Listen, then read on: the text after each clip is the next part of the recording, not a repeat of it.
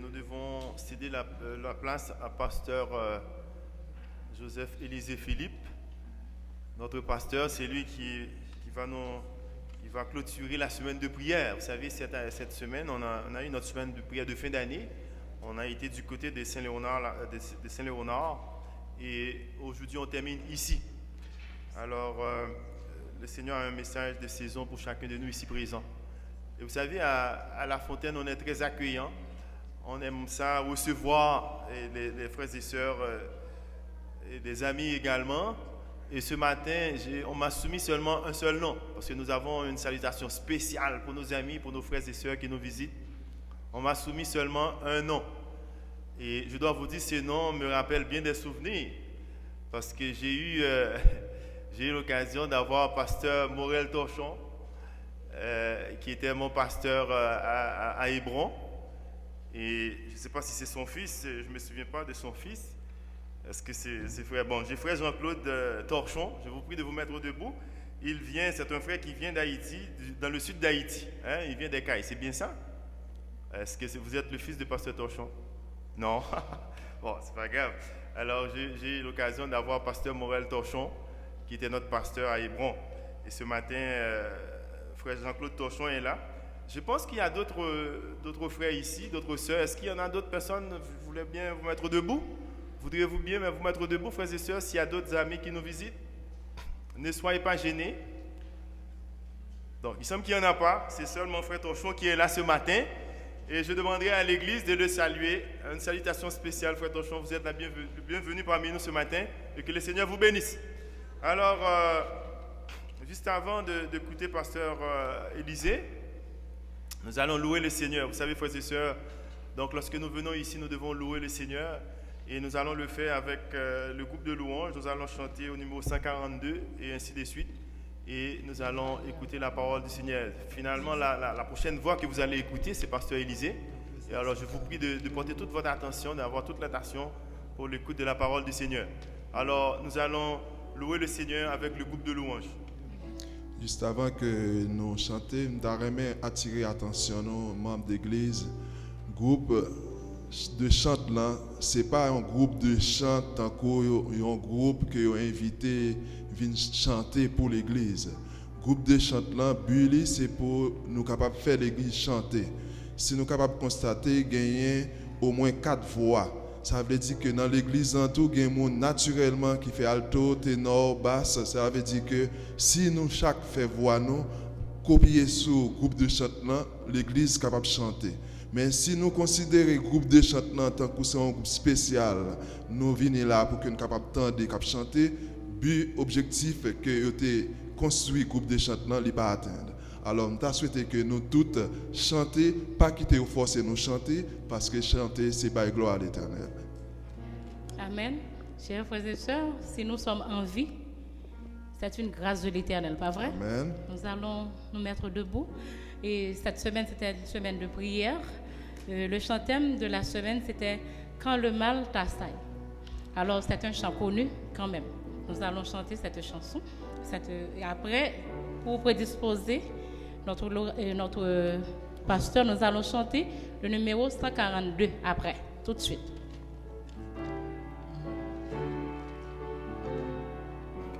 Est-ce qu'on peut l'afficher pour nous, s'il vous plaît?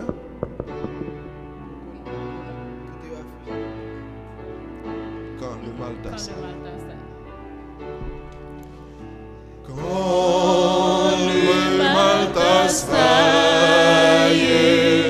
subtil est caché, Dresse une muraille devant le péché. oh, propre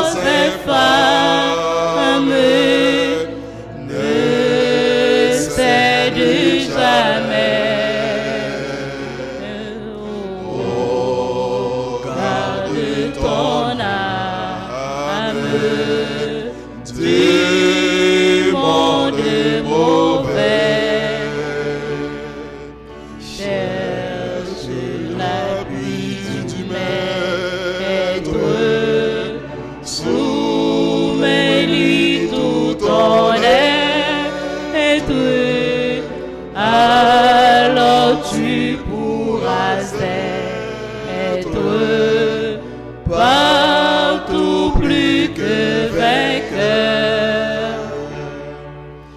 Résiste à l'étreinte de l'impureté.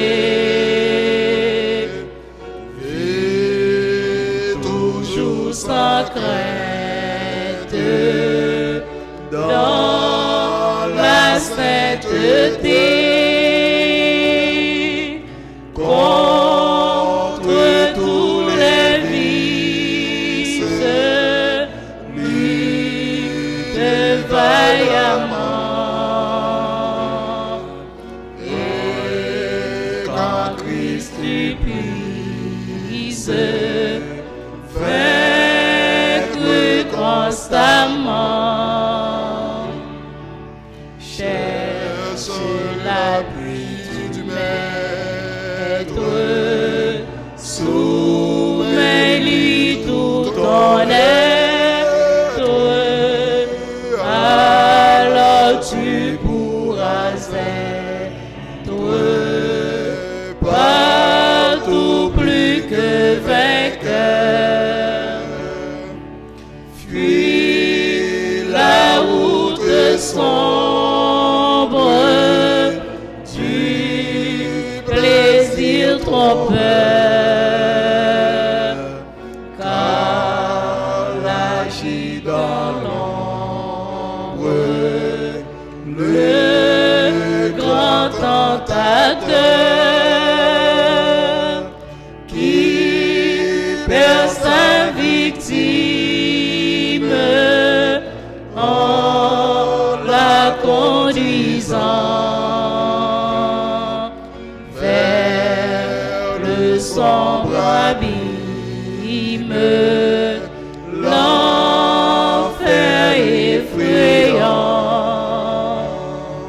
Cherche l'appui du Maître, soumets-lui tout ton être, alors tu pourras être partout plus que vainqueur. Chasse à l'instant même tout regard impur, et que Dieu qui t'aime soit ton abri sûr. Quand dans ta faiblesse tu crois succomber, regarde sans cesse, ô Christ bon berger. Cherche l'appui du Maître, soumets-lui tout ton être, alors tu pourras être partout plus que vainqueur. Le numéro 142.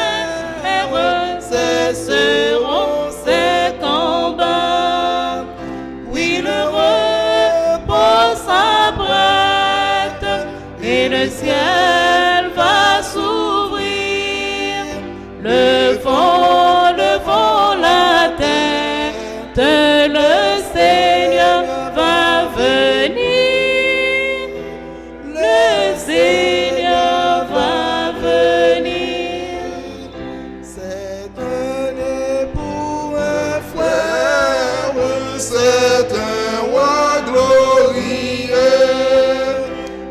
éclatant de lumière qui descend dans les cieux. Oui, le repos s'apprête et le ciel va s'ouvrir. Levant la tête, le Seigneur va venir. Le Seigneur va venir.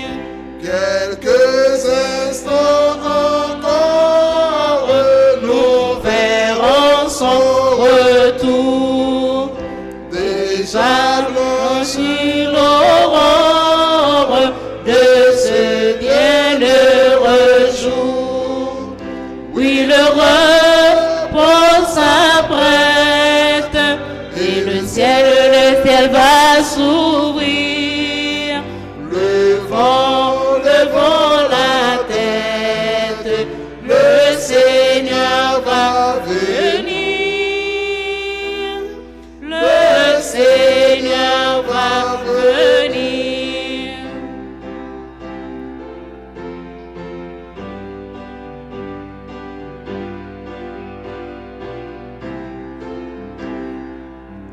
Viens ton peuple fidèle, Les yeux fixés en haut, de désirer ta peine. paix. Viens Jésus, viens bientôt.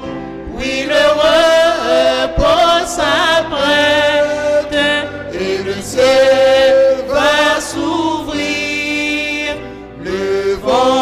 Levant la tête, le Seigneur va venir. Le Seigneur va venir.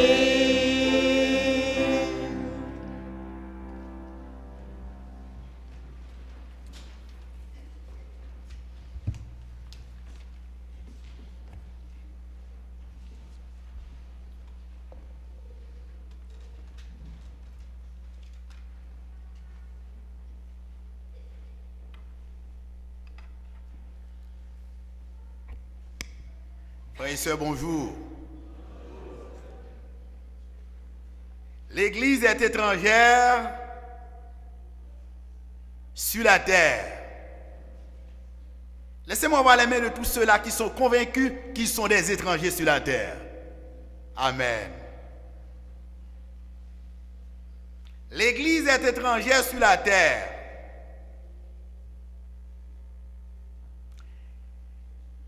Le titre du message d'aujourd'hui est le suivant. N'abandonnons pas notre espérance ou notre rêve. Fermons les yeux pour la prière. Notre Père, notre Dieu, tandis que nous allons ouvrir ta sainte parole, veuille donc nous assister par ton Esprit Saint et que le message d'aujourd'hui nous touche et qu'il nous prépare à la rencontre de Jésus-Christ dans les airs, qu'il en soit ainsi au nom de Jésus. Amen. N'abandonnons pas notre espérance, n'abandonnons pas notre rêve. Chers amis bien-aimés dans le Seigneur, frères et sœurs, chaque personne sur la terre ou chaque chrétien doit avoir au moins un objectif dans la vie. Vous ne pouvez pas vivre sans avoir un objectif. Vous ne pouvez pas vivre sans avoir un rêve à réaliser. On dit une personne sans rêve, sans idéal, c'est comme un navire chargé de précieux trésors, mais sans voile, ni barre, ni gouvernail. Vous ne pouvez pas vivre sans un rêve. Vous ne pouvez pas avoir un objectif poursuivi dans la vie. La vie, la Bible présente toute une galerie d'hommes et de femmes qui ont eu un rêve et qui ont lutté pour le réaliser. L'un de ces hommes, je veux citer le nom de Joseph. Je vous invite à lire avec moi l'un des chapitres de sa vie, de son histoire, dans Genèse chapitre 37, versets 1 à 7. Genèse chapitre 37, versets 1 à 7.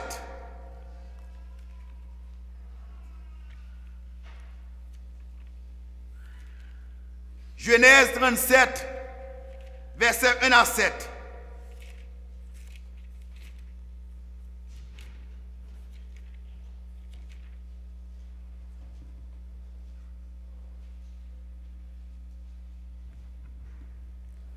Vous y êtes? Nous lisons ensemble. Jacob demeura dans le pays de Canaan, où avait séjourné son père. Voici la postérité de Jacob. Joseph, âgé de 17 ans, faisait paître le troupeau avec ses frères. Cet enfant était auprès des filles de Bila et des filles de Zilpa, femme de son père. Et Joseph rapportait à leur père leurs mauvais propos. Israël aimait Joseph plus que tous ses autres fils, parce qu'il avait eu dans sa vieillesse, et il lui fit une tunique de plusieurs couleurs. Ses frères virent que le père l'aimait plus que tous, et le prit en haine. Il ne pouvait lui parler avec amitié. Joseph eut un songe, et il lui raconta à ses frères qui le haït encore davantage. Il leur dit, écoutez donc ce songe que j'ai eu. Nous étions alliés des gerbes au milieu des champs. Et voici, ma gerbe se leva et se tint debout. Et vos gerbes l'entourèrent et se prosternèrent devant elle. Ses frères lui disent, est-ce que tu régneras sur nous? Est-ce que tu nous gouverneras? Et il le haït encore davantage à cause de ses songes et à cause de ses paroles. Verset 9. Il eut encore un autre songe et il le raconta à ses frères. Il dit, j'ai eu encore un songe et voici le soleil, la lune et 11 étoiles se prosternèrent devant moi. Il le raconta à son père et à ses frères. Son père le réprimanda et lui dit, que signifie ce songe que tu as eu? Faut-il que nous venions, moi, ta mère et tes frères, nous prosterner en terre devant toi?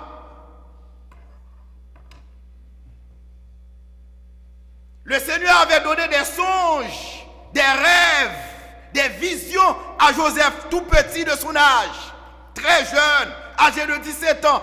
Il a eu des songes, des visions. Trahi plus tard par ses frères, vendu aux Égyptiens, le rêve était encore dans le cœur de Joseph. Il est encore en Égypte, le rêve est encore là.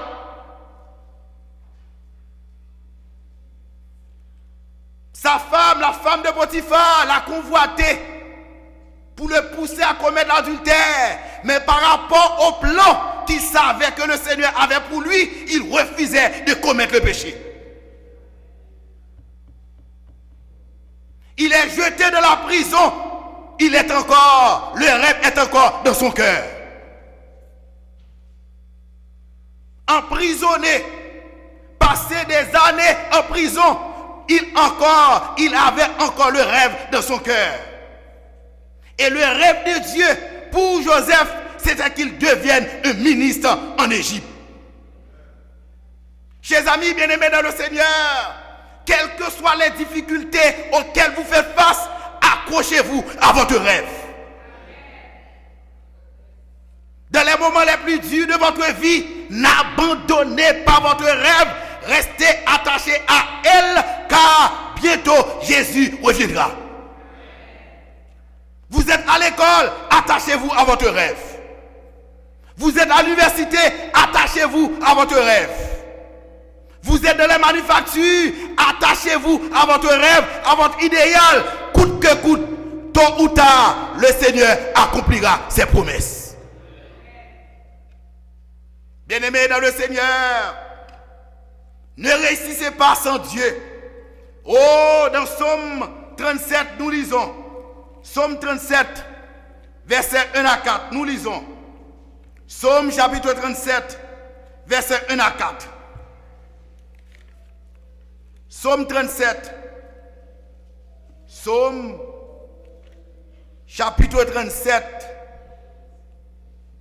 Somme 37, versets 1 à 5. Vous y êtes?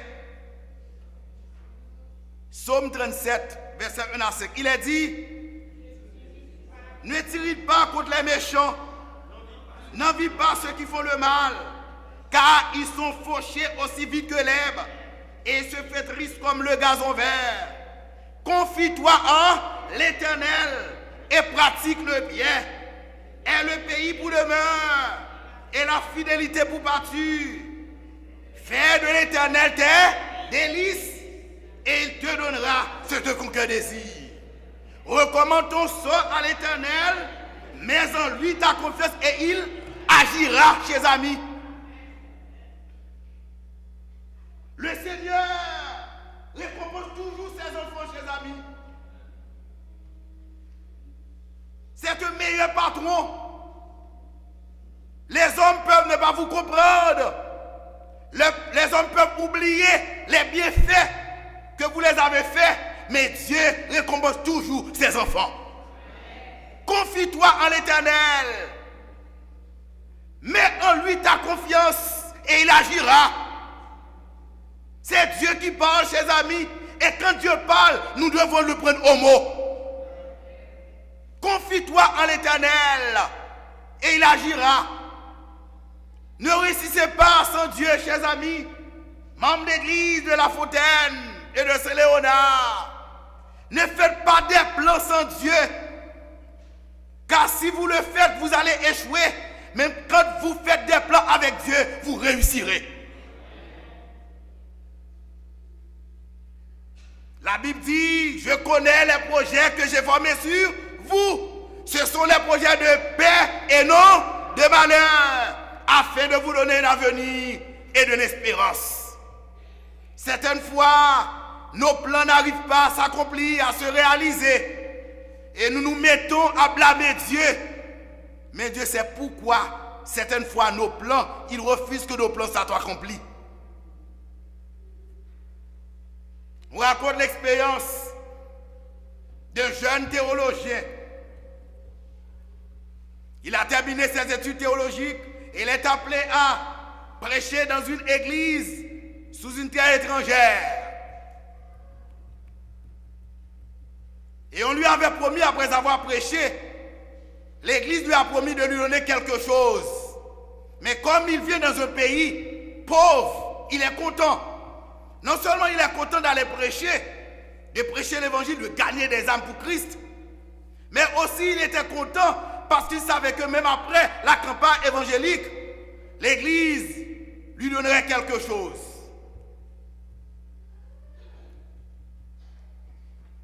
Il a fait tous les préparatifs nécessaires.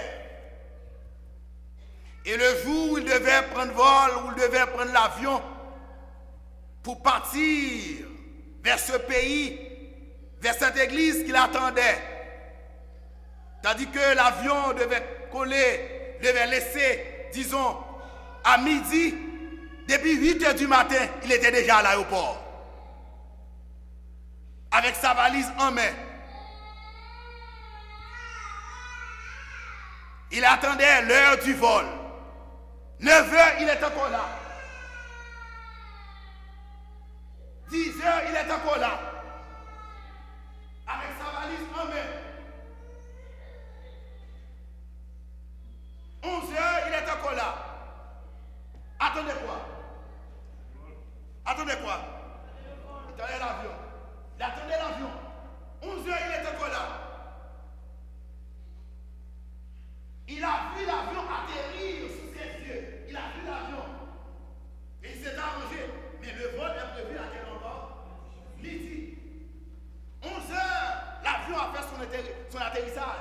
il est encore là.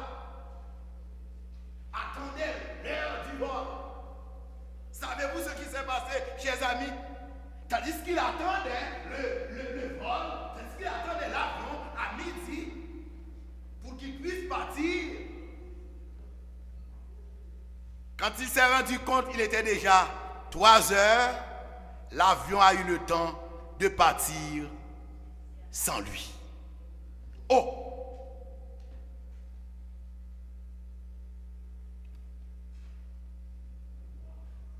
Quelle mauvaise nouvelle!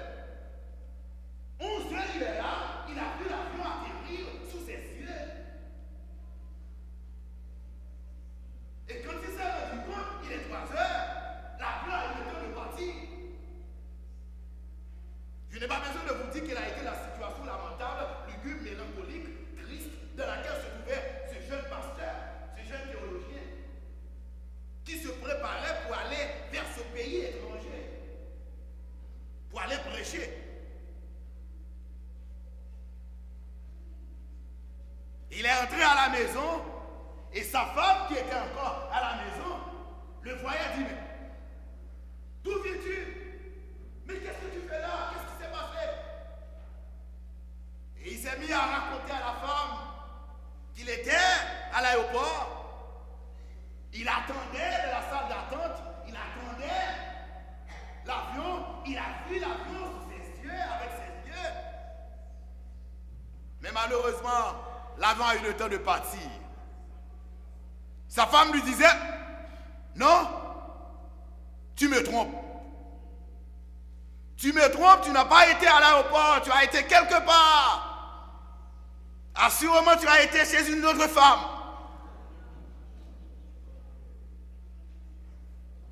Et la femme s'est mise à injurier son mari parce qu'il ratait l'avion.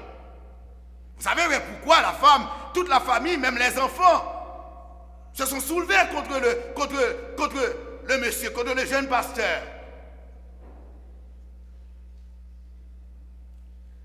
La femme a eu le temps même d'appeler la fédération, la mission pour dire « Mon mari vient de me tromper. Il a laissé chez moi depuis tantôt 6 heures du matin pour se rendre à l'aéroport, pour prendre l'avion. Il m'a dit qu'il a vu l'avion sous ses yeux, avec ses yeux, mais malheureusement l'avion a eu le temps de partir sans lui. Il m'a trompé. »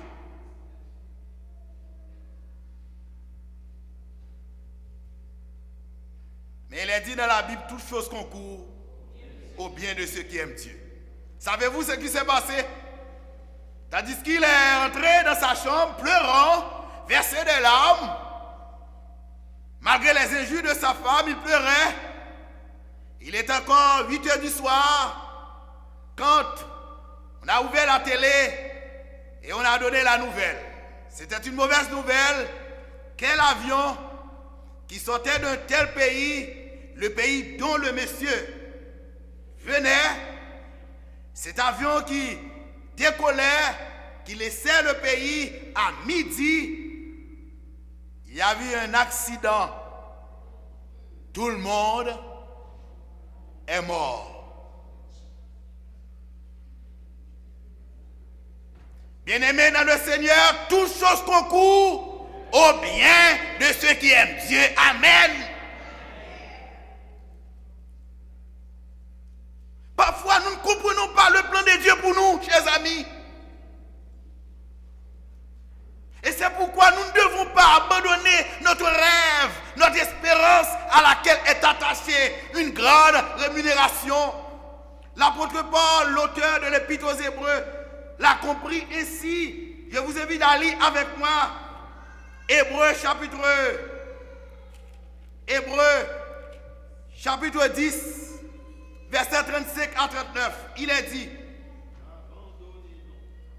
verset 35 à 39, il est dit, n'abandonnez donc pas votre assurance à laquelle est attachée une grande rémunération, car vous avez besoin de persévérance, afin qu'après avoir accompli la volonté de Dieu, vous obteniez ce qui vous est promis. Encore un peu de temps, celui qui doit venir viendra et il ne tardera pas. Et mon juste vivra par la foi. Mais s'il se retire, mon âme ne prend pas plaisir en lui. Nous ne sommes pas de ceux qui se retirent pour se perdre, mais de ceux qui ont la foi pour sauver leur âme. N'abandonnez pas notre assurance à laquelle est attachée une grande rémunération. Chers amis, ce que Dieu nous promet, c'est merveilleux. La Bible dit ce que Dieu nous promet, l'œil n'a pas vu, l'oreille n'a pas entendu. Et c'est pourquoi nous devons persévérer dans la foi. Malgré les difficultés, les persécutions qui pourraient se dresser contre nous, nous devons nous attacher à Jésus-Christ. Dieu nous promet de grandes choses. Et c'est pourquoi la vie chrétienne représente une lutte ardente. Nous devons courir vers la vocation céleste en Jésus-Christ. L'apôtre Paul, dans Philippiens chapitre 3, voici ce que l'apôtre Paul a déclaré. Philippiens chapitre 3, versets 12 à 14. Philippiens 3, versets 12 à 14, il est dit: ce n'est pas que j'ai déjà remporté le prix ou que j'ai déjà atteint la perfection, mais je cours pour tâcher de le saisir, puisque moi aussi j'ai été saisi par Jésus-Christ. Frère, je ne pense pas l'avoir saisi, mais je fais une chose, oubliant ce qui est en arrière et me portant vers ce qui est en avant. Je cours vers le but pour remporter le prix de la vocation céleste de Dieu en Jésus-Christ.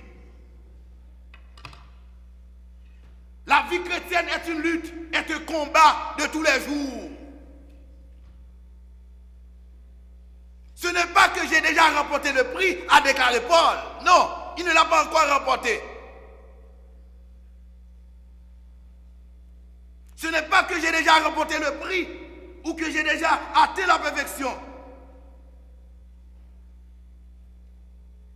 Mais il dit, il court. Il court vers quoi? Vers le but, vers l'espérance de la vie éternelle. Il court vers le prix de la vocation céleste en Jésus-Christ. Mais il fait une chose, tandis qu'il s'engage dans cette course chrétienne. Il oublie ce qui est en arrière et il se porte vers ce qui est en avant. Il y a beaucoup de chrétiens qui vont perdre leur vie éternelle parce que leur regard se tourne toujours en arrière. Ils se rappellent toujours les bénédictions ou bien les privilèges qu'ils ont laissés dans le monde. Et c'est un danger quand on regarde en arrière. On raconte l'expérience de deux athlètes. Tout d'abord, le premier athlète, c'était un grand athlète.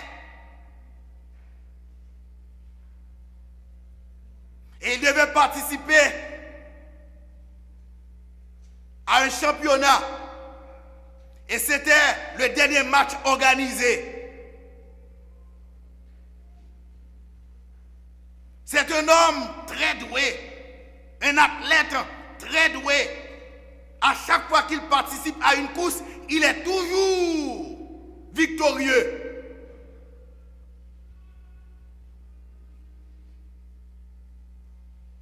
Et l'autre adversaire se disait, mais comment se fait-il qu'à chaque fois qu'il participe à une course, il est toujours victorieux? Il s'est renseigné, il a appris que cet homme aime beaucoup les surettes.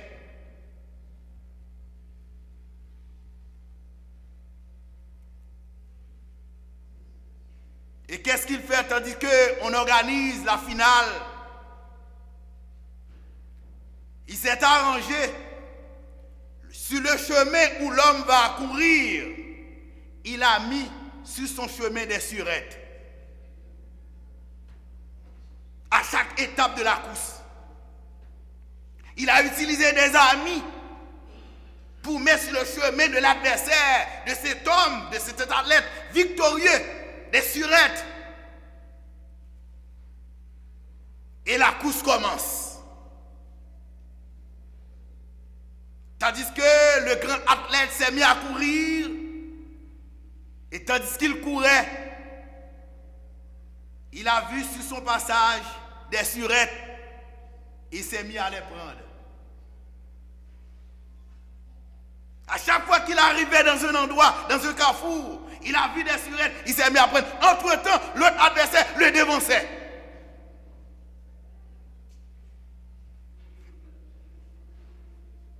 Et finalement, à force de rester sur le chemin, pour prendre quoi?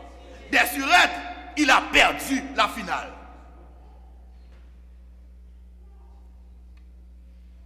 Chers amis, cette histoire qui vous paraît comique, cocasse, renferme une grande bénédiction, une grande leçon spirituelle. Savez-vous, nous avons aussi un adversaire qui met sur nos chemins ce que nous aimons beaucoup. C'est Satan le diable. La course de laquelle nous sommes engagés, Satan connaît nos points de faiblesse. Et c'est pourquoi il les utilise constamment pour nous empêcher de regarder au prix de la vocation céleste, c'est-à-dire à Jésus-Christ. Et c'est pourquoi, chers amis, la Bible dit, n'abandonnons pas notre assurance,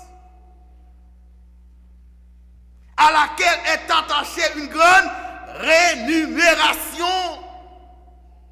Nous ne sommes pas de ceux qui se retirent pour se perdre, mais de ceux qui se retirent pour sauver leur âme. En d'autres termes, qui qu'ils prêvent, quelles que soient les difficultés, les tracas, les maladies, nous devons rester attachés à Jésus-Christ.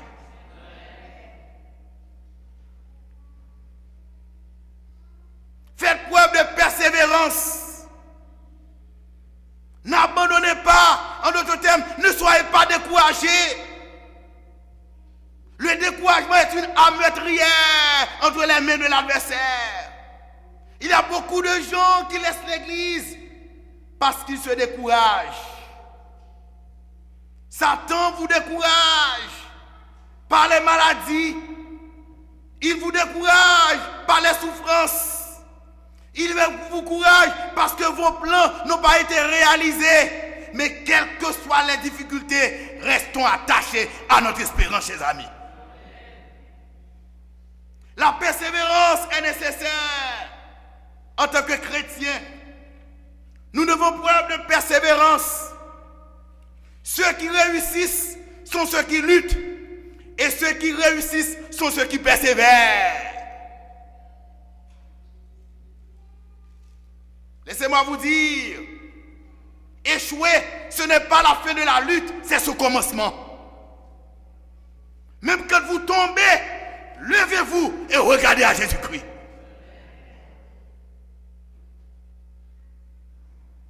Parce que Dieu récompense, Dieu commence toujours à zéro avec ses enfants. Vous pouvez tomber, vous pouvez connaître des échecs spirituels, mais malgré les chutes spirituelles que vous avez connues dans le passé, ce matin, en ce midi, levez-vous, regardez à Jésus-Christ et que vous soyez sauvés au nom de Jésus-Christ.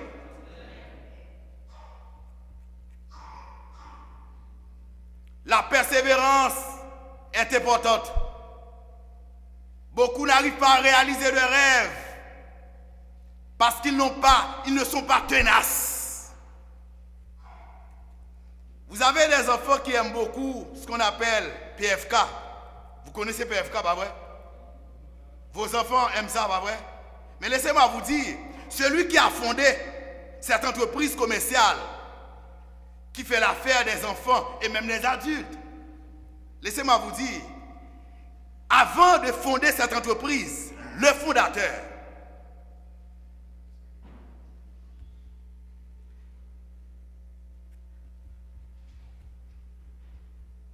il a visité 1006 banques pour financer son projet. Il a visité une première banque, échec. Il a visité une seconde banque, échec. Il a visité une troisième banque, échec. 1006 banques pour financer ce projet, à savoir cette entreprise commerciale. Ils ont refusé de financer le projet. Mais puisqu'il était un homme tenace, en vertu de sa ténacité, finalement, en visitant l'autre banque, c'était 1006, mais dans 1007e banque, la 7e banque, finalement, il a eu une des causes, il a eu l'argent, et aujourd'hui, PRK est devenu une grande entreprise commerciale. Pourquoi? Parce que le fondateur était un homme comment? Persévérant. Je ne connais pas votre vie, chers amis. Je ne connais pas les projets que vous poursuivez. Je ne connais pas les projets que vous voulez réaliser de la gré du réel. Mais ce matin, ce midi, j'ai une bonne nouvelle pour vous. Si vous avez Jésus dans votre vie, vos rêves s'accompliront. Faites preuve de persévérance. La persévérance est importante. C'est pourquoi l'apôtre Paul dit, n'abandonnons pas notre assurance, à laquelle est attachée une grande rémunération. Vous avez besoin de persévérance. Vous avez besoin de la foi. Membre d'église, restez à Jésus-Christ. Que les difficultés viennent ou non, restez à Jésus-Christ. Que les billes soient payées, restez à Jésus-Christ. Que les époux vous abandonnent, restez à Jésus-Christ. Que les gens vous trahissent, restez à Jésus-Christ. Si vous restez à Jésus-Christ, un jour, vous ne serez plus sur la terre, mais vous serez au ciel pour vivre avec lui pour le temps et pour l'éternité. Que le Seigneur vous bénisse.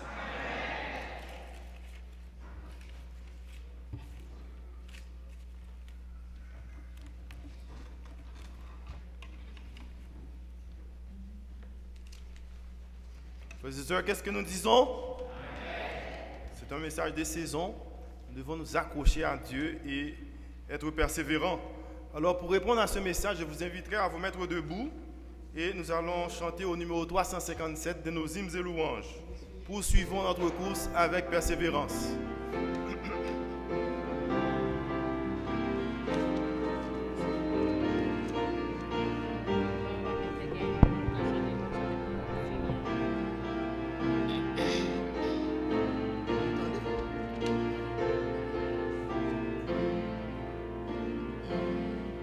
Poursuivons notre course avec persévérance et que rien ici-bas notre honneur. Déjà paraît le but aux sublimes espérances. Regardons à Jésus. Regardons à Jésus, couronnons le vainqueur. Regardons à Jésus, couronnons le vainqueur. Si la route parfois est ardue et sévère, supportons vaillamment, fatigués. Le chemin des cieux doit passer au calvaire. Regardons à Jésus, regardons à Jésus,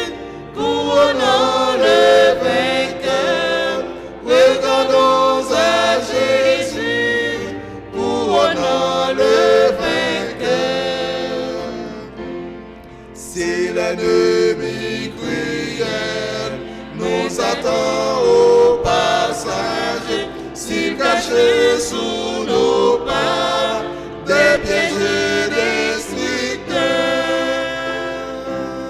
s'il trouble notre foi, ne perdons pas courage, regardons à Jésus, regardons à Jésus, couronnant le vainqueur, regardons à Jésus, couronnant le vainqueur.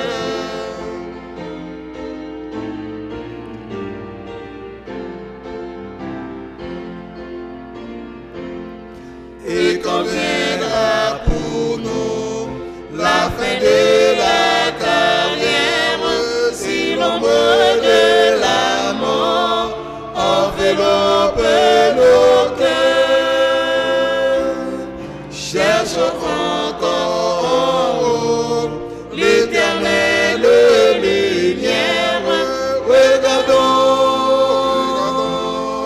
à Jésus, regardons à Jésus, couronnant le vainqueur, regardons à Jésus, couronnant le vainqueur.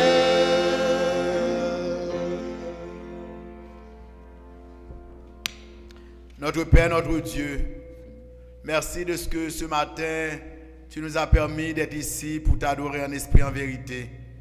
Merci pour la prédication de ta parole. Aide-nous, Seigneur, à faire preuve de persévérance de la foi, et ceci malgré les difficultés de la vie, tout en ayant les regards sur Jésus-Christ, le chef et le consommateur de notre foi. Tandis que, Seigneur, nous allons laisser ce lieu. Fais que nous puissions le laisser avec ta paix et ta grâce. Qu'il en soit ainsi, Père, au nom de Jésus qui vit et qui demeure au siècle des siècles. Amen.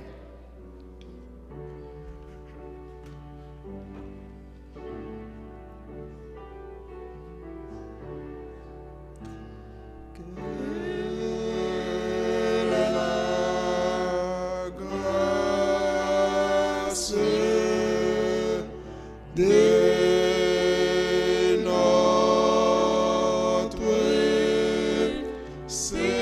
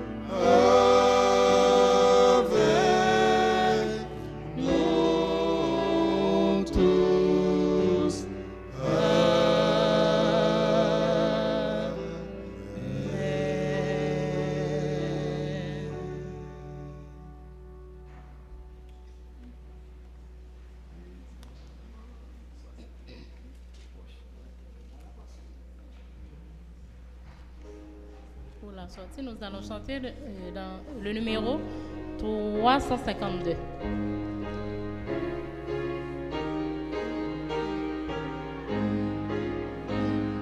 Jusqu'à la mort, nous te serons fidèles. Jusqu'à la mort, tu seras notre roi. Sous ton drapeau, Jésus, tu nous appelles. Nous y mourrons en luttant avec foi. Jusqu'à la mort, c'est notre cri de guerre. Le libre cri d'un peuple racheté. Jusqu'à jusqu'à la mort nous aurons pour bannière ta croix sanglante, ô Christ ressuscité.